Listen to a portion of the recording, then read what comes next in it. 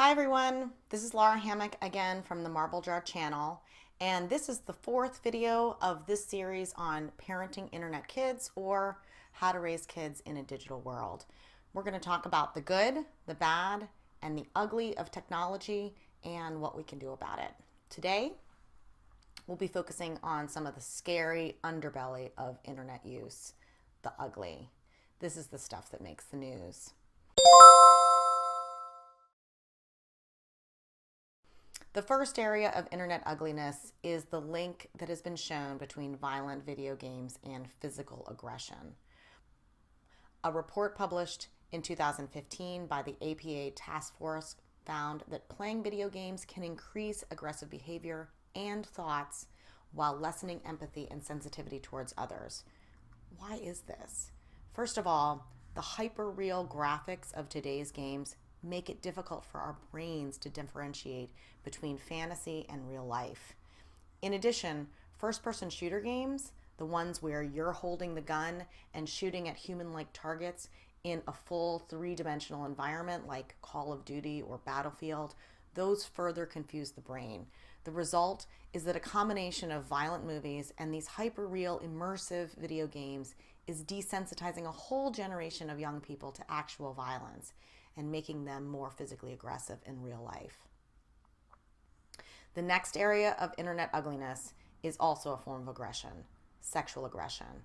We already know that social media has a disinhibiting effect on interpersonal interactions, meaning that we say things online that we would never say to a person's actual face.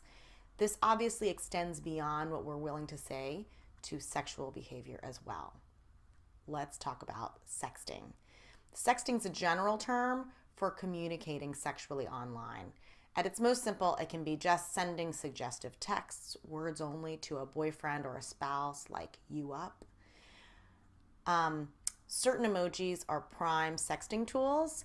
Beware innocently using the eggplant or the peach. At its worst, sexting can be used for sexual harassment, like sending explicit photos to an unsuspecting stranger. This is a little crazy to me, but the vast majority of millennials sext regularly. Okay, so now let's talk about nudes. Nudes are just what they sound like. Nude or semi-nude photos sent privately or posted on social media. So generally speaking, nudes refer to photos of female bodies. In addition, there's a widespread custom among middle and high school boys where they solicit nudes from girls. They will text any random girl. They don't need to be dating her. Most of the time they are not. Send nudes. Sometimes they'll spend some time grooming the target. "I think you're so beautiful," etc. But more often than not, they will just send this request out of the blue. What's crazy to me is that for a variety of reasons, girls will comply or partially comply. So we'll talk about the consequences of these later on. My daughter has received some of these requests. I told her to send back a picture of a naked mole rat. I'm sure you'll be shocked to hear that although boys ask girls for nudes, the reverse is rarely true. However, that does not stop guys from sending dick pics, unsolicited, usually without a face attached. I've never received one of these, thank God, but my 13-year-old niece claimed to have received 11 of these in one day. Can we just call this what this actually is? Sexual harassment, plain and simple. Unfortunately for all of us, this is becoming so common that teen and preteen girls aren't even fazed by it. Okay, so what happens if a girl gives in to a boy's request for nudes because of any number of reasons? She likes him, she trusts him, she wants to impress him. Now he has this compromising photo of this girl. So here's where we talk about sexual blackmail. How would that work? He could threaten to publish her picture or spread rumors about her unless she performed sexual favors or sent more nudes. The rumor mill loves salacious stories like this one. It could ruin a girl's reputation and lose all of her friends. So all of what we've discussed under sexual aggression is within the so-called safe space of our kids' social groups. We haven't even touched on the danger of strangers and predators, but that danger is also very real. Okay, so far we've covered physical aggression and sexual aggression. Next up is social aggression. So just as with the other forms of aggression that we've covered, The disinhibition afforded by social media can make people meaner online. They send mean texts without having the discomfort of witnessing that person's reaction or engaging in uncomfortable face-to-face conflict. They can spread rumors. These can be either true or false through group texts or posting to social media for lots of other people to see.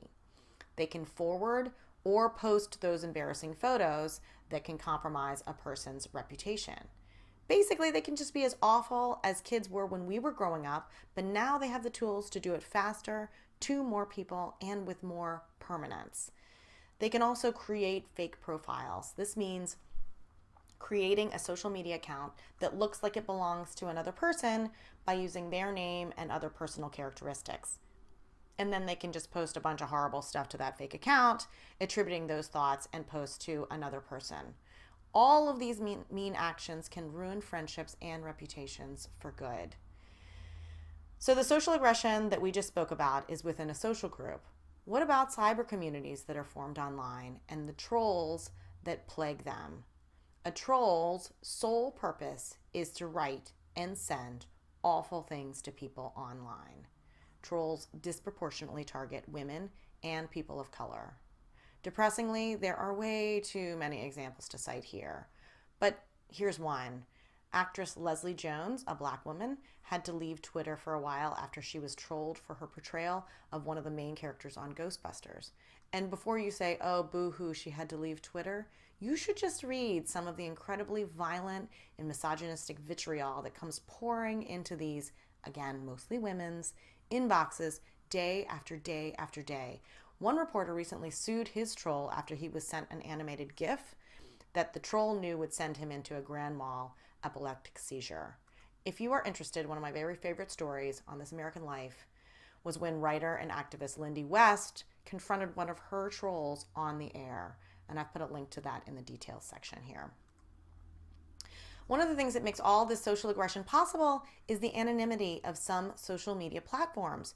You could be a law-abiding father and a doting husband by day, and then, under the cover of anonymity at night, troll the internet with a Twitter handle like Deplorable Me, spewing all manner of awfulness into the world. Because it's anonymous, you don't fear getting caught, you don't have to face consequences in your real life, and you don't have to show your friends and your family what an awful person you can be.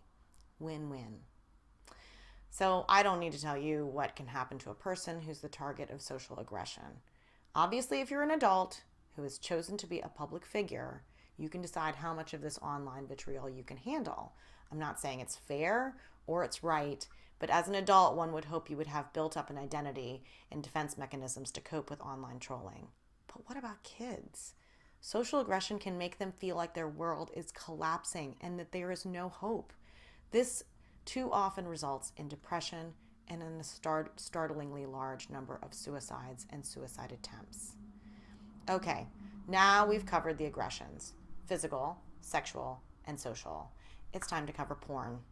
I can do an entire workshop on porn and its effect on our kids, and maybe I will. But suffice it to say, your kids will see it.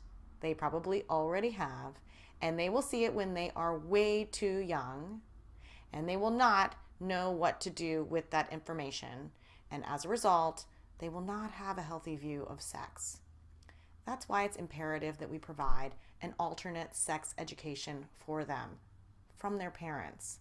They need a different narrative than the ones that they will inevitably see online. I don't think anyone will argue with me that porn is one of the ugliest and most disturbing aspects of our current online lives.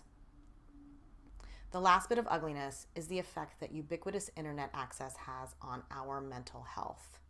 There are many studies that show that heavy social media users feel more anxious, more depressed, more lonely, and more inadequate. Some of this is because we use social media for interpersonal connection, but it can't really take the place of true face-to-face interactions, and it ends up making us feel more socially isolated. Cyberbullying, constant comparison, and that need for external validation or constant likes also drives feelings of loneliness and not being good enough. And that takes us to the final mental health issue, which is, of course, suicide and suicide attempts. The suicide rate among 15 to 24-year-olds has increased steadily from 9.6 deaths out of 100,000 in 2007 to 11.1 in 2013. The biggest change in young people's lives during that time has, of course, been more socializing online. But there's another theory, and that has to do with how accessible information is on the internet. It could be that because of pro-suicide websites, kids are getting information about more effective ways of committing suicide. Either way, the internet is having an effect on suicide rates among our young people, and it's not good. Okay, so we just covered some of the really ugly stuff that comes with using the internet in toxic ways: physical aggression, sexual aggression, social aggression, porn, and mental health issues. Now we've covered the good, the bad, and the ugly of always available internet. Now, what do we do about it? Join me in part 5 when I cover some of the behavioral ways or the rules and limits that you can curb internet use. Thanks for watching.